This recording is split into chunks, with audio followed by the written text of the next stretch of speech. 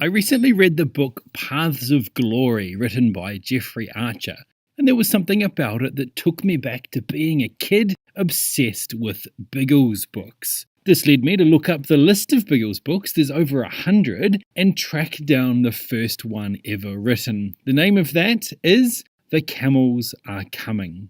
This might sound like an odd name for a book, but this is set in the First World War and references an aircraft called a Sopwith Camel, the type of aircraft that Captain James Bigglesworth flies.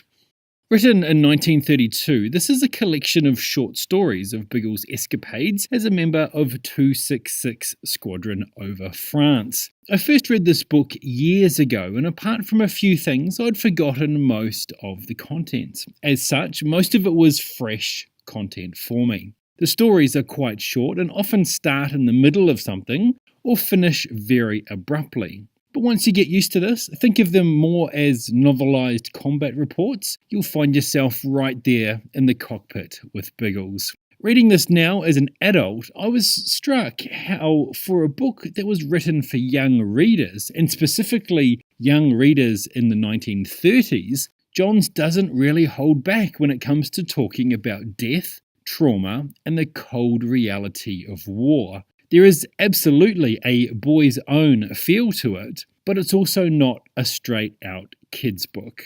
It's worth a read for the nostalgia factor alone, but also for the historical nature of the content. This and other books in the series are easily findable online and will also no doubt be found tucked away in the corner of your local library.